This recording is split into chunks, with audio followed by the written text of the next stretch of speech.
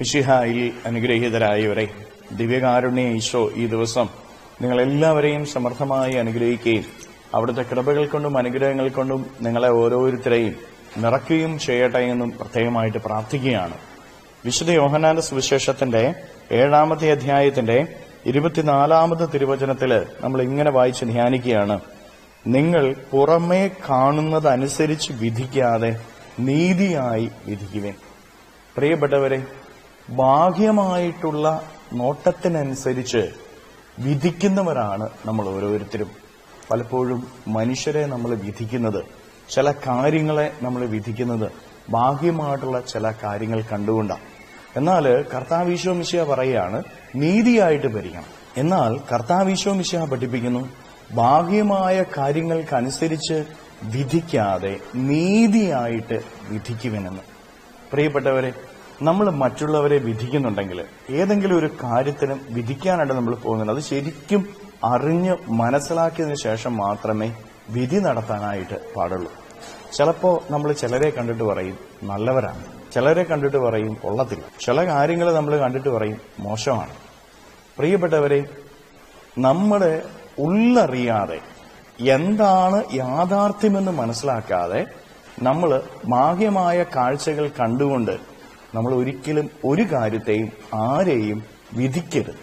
അത് തെറ്റാണ് എന്ന് ഈശോനാഥൻ പഠിപ്പിക്കുക. ഈശോ പഠിപ്പിക്കുന്നില്ലേ, നീ വിധിക്കുന്ന വിധിക്കനുസരിച്ച് തന്നെ നീയും വിധിക്കപ്പെടുമെന്ന്.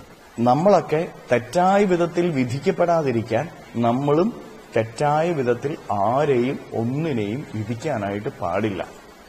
ബാഹ്യമായ കാര്യങ്ങൾ നോക്കിക്കഴിഞ്ഞാൽ യാഥാർത്ഥ്യം മനസ്സിലാക്കാനായിട്ട് പലപ്പോഴും സാധിക്കുകയല്ലേ പ്രിയപ്പെട്ടവരെ. ഈശോനാഥൻ കൃത്യമായിട്ട് പഠിപ്പിക്കുക, കപടത, ദുഷ്ടത അതൊക്കെ ഉള്ളിലാ ഉള്ളത്. ഉള്ളു മുഴുവൻ അശുദ്ധ വെച്ചുകൊണ്ടിരുന്നിട്ടും പുറമെ നല്ലതായിട്ട് കാണിക്കാനായിട്ട് സാധിക്കും. ഇങ്ങനെയുള്ള അവസ്ഥകളിൽ നമ്മൾ ബാഹ്യമായിട്ട് നോക്കിക്കഴിഞ്ഞാൽ ശരിയായ വിധി നമുക്കുണ്ടാവത്തില്ല. അതുകൊണ്ട് നമ്മൾ ബാഹ്യമായി നോക്കിക്കൊണ്ട് ഒന്നിനെയും വിധിക്കരുത്. നമ്മൾ അറിഞ്ഞ് അനുഭവിച്ചതിന് ശേഷം വിധി നടത്തുക. ഒന്നിനെക്കുറിച്ചും വിധി നടത്താതിരിക്കുക. അതാണ് ഏറ്റവും അനുഗ്രഹദായകമായ കാര്യം. കരങ്ങളെ യാചനയോടെ പിടിച്ച് നമ്മുടെ ജീവിതത്തിന്റെ എല്ലാ കാര്യങ്ങളെയും ഈശോയ്ക്ക് കൊടുത്ത് നമുക്ക് സ്തുതിക്കാം. ഹല്ലേലൂയ, ഈശോയെ നന്ദി. Hallelujah, hallelujah, hallelujah, hallelujah, hallelujah. കർത്താവായ ഈശോയെ മക്കളെ ഓരോരുത്തരെയും സമർപ്പിക്കുന്നു. ഇവരെ ഓരോരുത്തരെയും അനുഗ്രഹിക്കുകയും ആശീർവദിക്കുകയും ചെയ്യണമേ. ഇവരുടെ ജീവിതങ്ങളിലേക്ക്, ഇവരുടെ അധ്വാനങ്ങളിലേക്ക് അങ്ങ് ഇറങ്ങിച്ചെല്ലണമേ. ഇവരെ സഹായിക്കുകയും സംരക്ഷിക്കുകയും പരിപാലിക്കുകയും ചെയ്യണമേ. ഇവരുടെ ജീവിതത്തിന്റെ വഴികളിൽ നിന്ന്, അധ്വാന മേഖലകളിൽ നിന്ന് സർവ്വ തിന്മകളും ബന്ധനങ്ങളും കെട്ടുകളും പിശാചിന്റെ ഉപദ്രവങ്ങളും നാരകീയ ശക്തിയുടെ പ്രവർത്തനങ്ങളും പൈശാചിക അരൂപികളുടെ പ്രവർത്തനങ്ങളെയും ബന്ധിച്ചു നിർവീര്യമാക്കി നരകാഗ്നിയിലേക്ക് അട്ടിപ്പായിക്കുന്നു. എല്ലാ കെട്ടുകളും ഇവരുടെ ജീവിതത്തിൽ നിന്ന് അഴിയട്ടെ എന്ന് കൽപ്പിക്കുന്നു. എല്ലാ തിന്മകളും നിർവീര്യമായി തീരട്ടെ എന്ന് കൽപ്പിക്കുന്നു. Hallelujah, hallelujah, hallelujah.